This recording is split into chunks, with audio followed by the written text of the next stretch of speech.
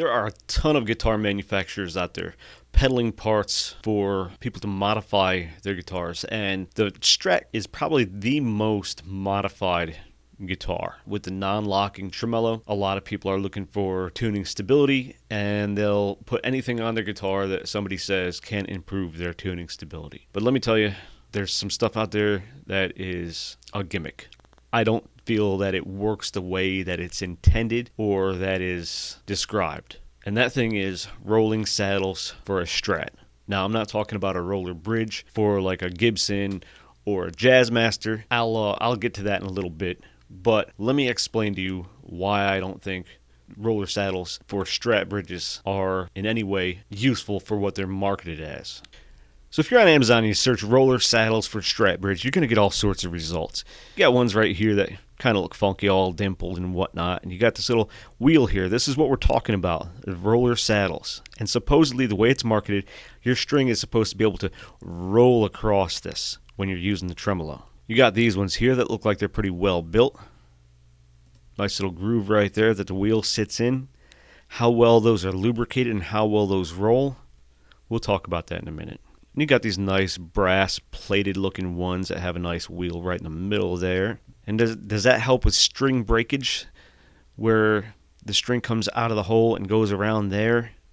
Some people say there's like a hard kink, and there's no hard kink there unless you got really crappy saddles, because just look at these stainless steel ones right here. That's a nice round edge on it. Unless you got extremely crappy saddles, you know, I feel like people are trying to reinvent the wheel here a lot. Even with these ones, it's a nice rounded edge right here. Now that I've showed you a few examples, I've got a PowerPoint presentation that we are going to go over, and I'll explain why I feel that these little wheels on these saddles are completely useless. So here's kind of it's a crude profile of your typical Strat tremolo. This is your block. This is your string eyelet. Between here and the top of the saddle, you only have like maybe 1.25 inches, and most of that from about here on down is the double wrapping where it wraps around the eyelet, and that's really not going to bend or move or stretch. So you got the string coming up and over your typical saddle. Now when you use a tremolo, the furthest you can really go is about that far before it hits the wall of the guitar body, and that's only about 10 degrees. So with that tilt, the string isn't rolling as much as it's tilting and raising.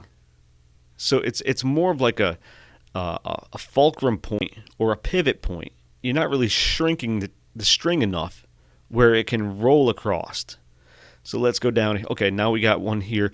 This is a roller. It comes over and here. And from an engineering standpoint, this is just too short of a distance when you're bending that for any movement whatsoever.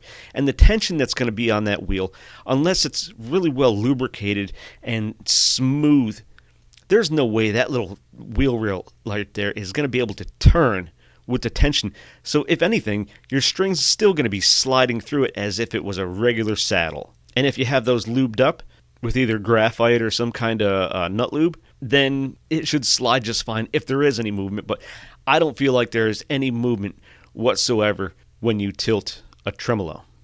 Now, the difference between that and a roller bridge, this is like an example of a roller bridge out here. And over here you have the tremolo or a Bigsby, and when you push that forward, that whole string right there is going to shrink, and there is going to be some kind of movement right here. Now, your non-typical roller bridge, you may have some tuning stability if it's a sharp point. Graphtec makes one it's a little bit bigger, and it has a nice smooth surface. And the tension up here is not going to be as hard as the tension down here on this big surface because you got less weight per square inch. So when you push that Bigsby forward, it may roll a tiny bit.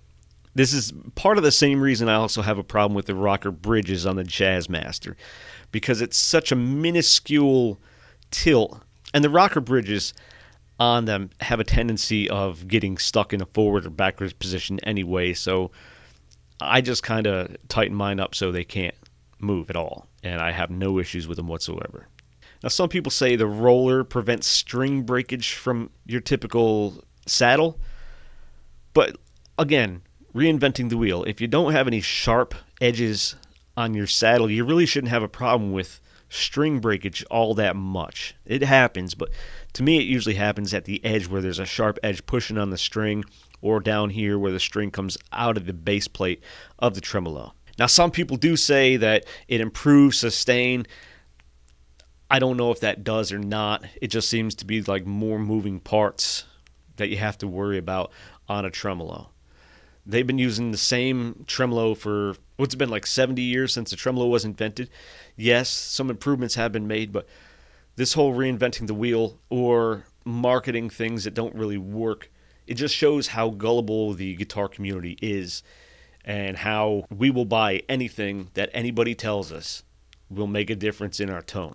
How many are of the Strat player and virtuosos of our time use a roller saddle? I tell you, it's probably none of them, because they don't need it, because it doesn't make a difference. If you have your guitar set up well, and you have your nut set up well, and your strings settled in, wound right, you shouldn't have a whole lot of tuning instability. But it does happen, and sometimes you just got to retune your guitar.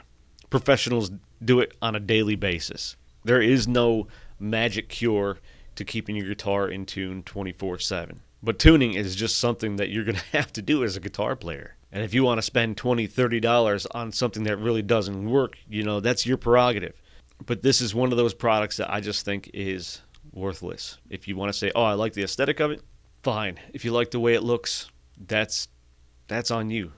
I understand. I like the way certain things look too. But you can't sit here and argue with me that the string's going to roll over that with that 10-degree bend. It's just not practical. But guitar players are going to convince themselves that everything they buy is perfect. These are marketed as rolling saddles for a string to roll across and create stability, and it just doesn't do that. If you can prove me wrong, by all means, but I don't think you can. Thanks for watching.